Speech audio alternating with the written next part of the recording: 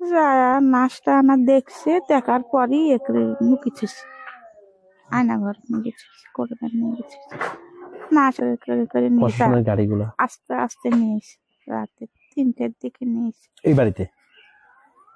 পরে আবু সাইদ এই হওয়ার পরে, এই গন্ডগোল হওয়ার পরে সেদিনে আইসে বউ বেটা বউ ভাই।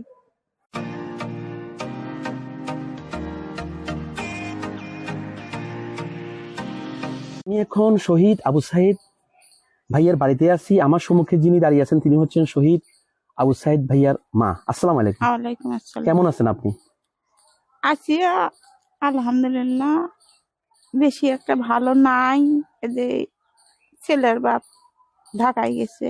বাড়ি দেখছি এখানে তো মূলত আপনিই থাকেন আর আপনার ছেলের বউ।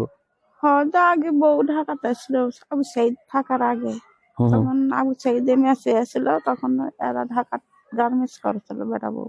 ও তারপর আবু সাইদ এই হওয়ার পরে, এই গন্ডগোল হওয়ার পরে সেদিনে আইসে বউ বেটা বউ ভাই। সেদিনকে দুনিয়াও স্বাধীন করে, দুনিয়াতে বিদায় হয়, আল্লাহ নিয়ে গেল। ছেলের তেনে আমার বাবার তেনে 15-16 বছর দেশ ভেলে এঁকে হয়ে আছে, দেশ আমার ছেলে স্বাধীন করছে। পড়াশোনা কি এখান থেকে শুরু করে? এই যে মানে প্রাথমিক শিক্ষা ক্লাস 1 থেকে 5 পর্যন্ত, বা এখানেই বাড়ির পাশে স্কুল থেকে করে? কোথা থেকে পড়াশোনা করে ভাইয়া? আগে ছেলে ভর্তি করে দিয়েছিল, ছোট ছেলে বড় ছেলে গুলা লেখাপড়া করছে, ছেলে ছোট এই ছেলে ফিরানো লেখাপড়া করবে না বেলা, বাপ ভর্তি করে দিয়েছিল। তুমি পরে ফিরে ছেলে বকরি চড়াই, তখন হবার লাগছিল। আগে ছোট এদের আরে প্রাইমারি দিসনি, যাওয়া আসি যাই করে, চলে হলো পড়ে না, খালি যাওয়া আসি যাই করে সাহস সবার।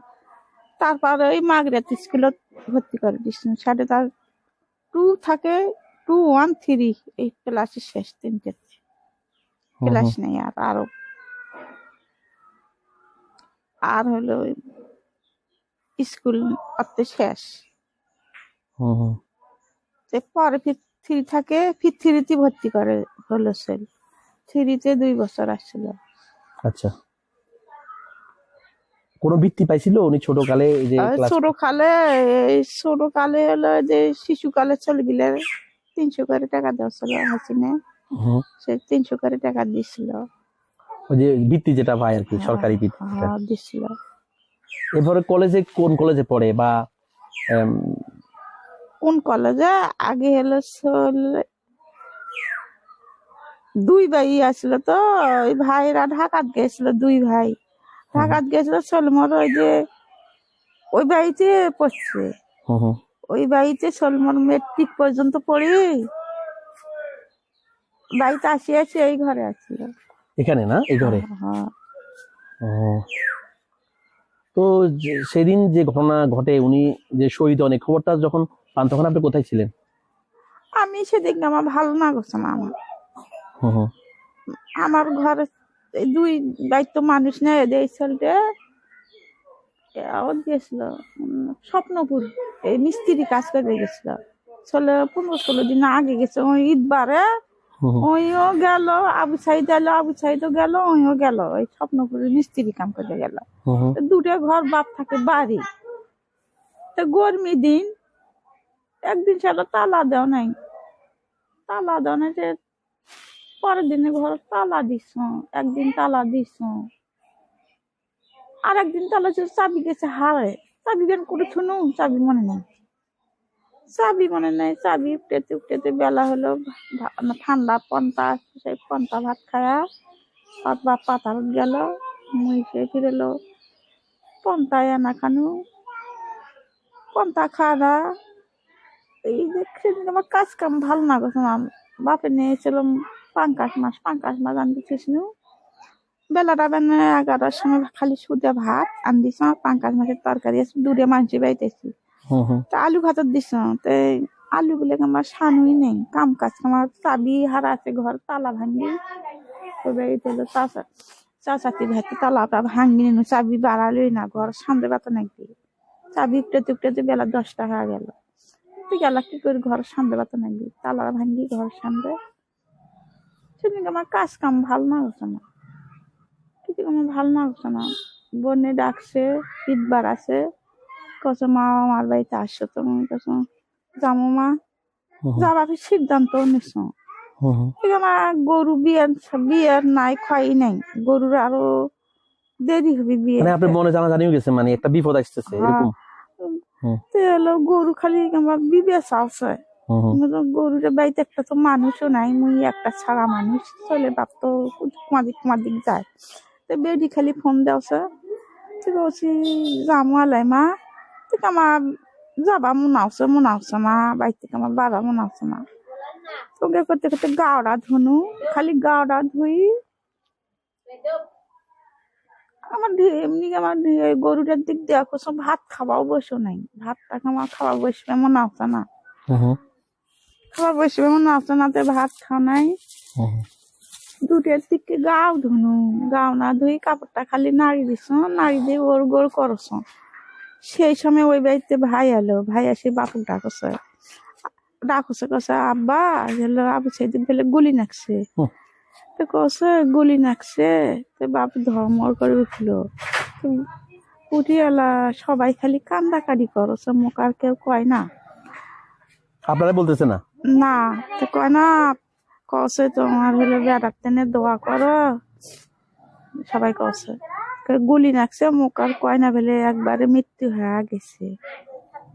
পরে কি করছে হচ্ছে তালা কান্দাকাটি সবাই শুরু, আল্লাহ ষোলো মৃত্যু হয়ে গেছে। আল্লাহ কি আপনাকে কখন জানায়, মানে এই যে উনি ওরা ঘটনা হয়েছে বলে দূরের সময়, একটা দূরের দিক, এই 3টের দিক খবর পাই চাইছে আপনার ছেলে পুলিশের গুলি। পরে কি লাশ দেখতে লাশটা ওই ভাই গেল, এদের বড় ভাই গেল, রমজান গেল, আর দুটো বনাই গেল, আর বেন একটা কে গেল তার কবার না। 2 ভাই গেছে, মুক্তার ভেলে গেছে, 2 ভাই গেছে, 2 বানাই গেছে। নাচটা আনা দেখছে, দেখার পরই একরে মুখিছে, আয়না ঘর মুখিছে, করবেন নিয়ে গেছে, নাচ আনবে গেছে আচরা জানার সময়, নাচ মুখিছে, দেয় না দেই নাই, পোস্টমর্টেম করছে এই জন্য মনে হয় দেই নাই নাচ। আগে পিছনে গাড়ি, পাশে গাড়ি, পুলিশের গাড়ি দিয়ে ভরা, গাড়িগুলো আস্তে আস্তে নিয়েছে, রাতে 3টের দিকে নিয়েছে এই বাড়িতে। তখন কি আত্মীয় স্বজন সবাই এসেছিল? হ্যাঁ, সবাই এসেছিল, গাড়ি পুলিশের গাড়ি 3-4টায়, 4-5-6টায় ছিল।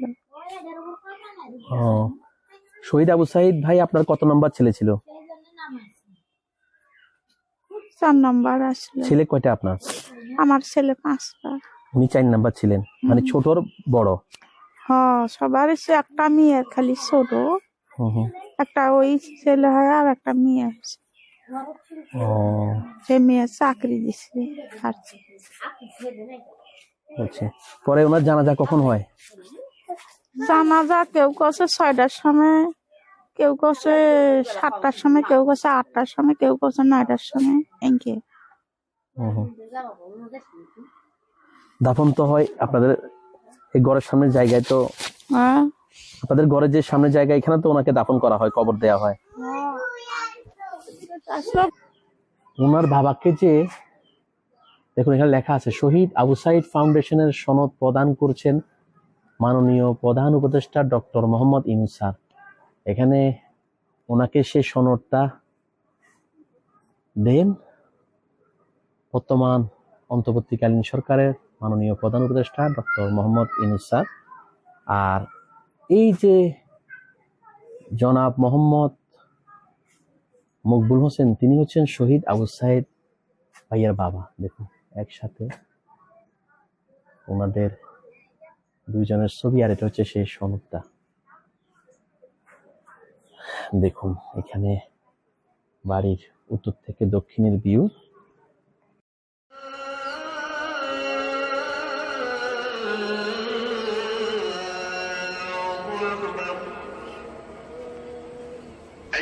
أن لا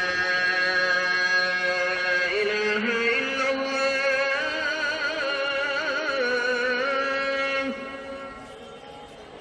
أشهد أن لا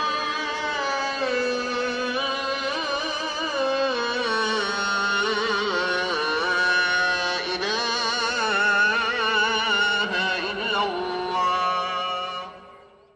ভালো লাগলে লাইক কমেন্ট করে আপনার মতামত দিন। সাথে থাকার জন্য সাবস্ক্রাইব করুন এবং বেল বাটনটিতে ক্লিক করুন।